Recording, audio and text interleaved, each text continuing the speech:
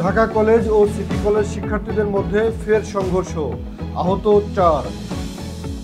Dhaka college ও city কলেজের শিক্ষার্থীদের মধ্যে আজ বিকালে ফের সংঘর্ষের ঘটনা ঘটেছে।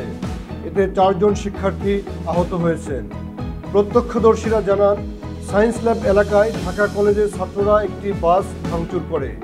এরপর দুপুর 3টার দিকে সিটি কলেজের শিক্ষার্থীরা প্রতিক্রিয়া জানিয়ে তাদের সঙ্গে সংঘর্ষে জড়িয়ে পড়ে।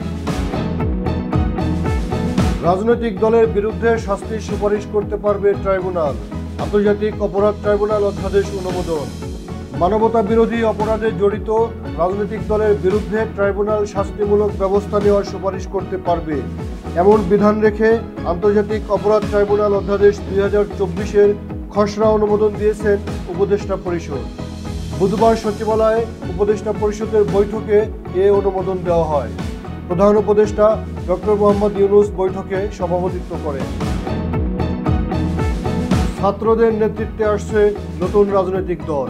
ছাত্র জনতার সমন্বয়ে নতুন রাজনৈতিক দল আসবে বলে মন্তব্য করেছেন বৈষম্য বিরোধী ছাত্র আন্দোলনের অন্যতম সমন্বয়ক সার্জিস আলম।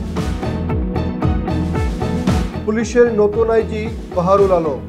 বাংলাদেশ পুলিশের নতুন মহাপরিদর্শক হিসেবে নিয়োগ পেয়েছেন বাহারুল আলম।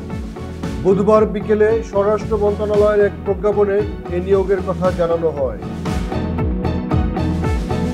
রাশিয়ার হামলার আশঙ্কায় ইউক্রেনে অবস্থিত নিজেদের দূতাবাস সাময়িকভাবে বন্ধ করেছে যুক্তরাষ্ট্র। আজ বুধবার বিমান হামলা হতে পারে বলে তথ্য পাওয়ার পর দ্রুত সময়ের মধ্যে দূতাবাসের দরজা বন্ধ করে দেওয়া হয়।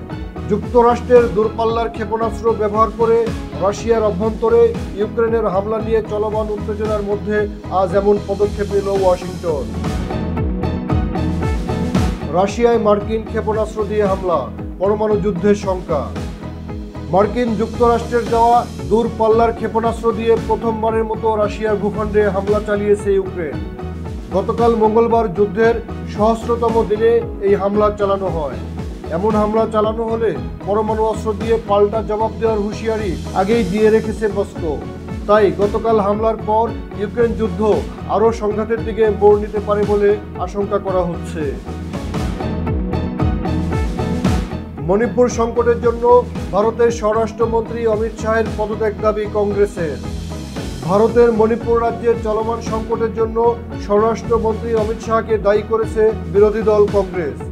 এর পরিপ্রেক্ষিতে স্বরাষ্ট্রমন্ত্রীর পদত্যাগ দাবি করেছে দলটি।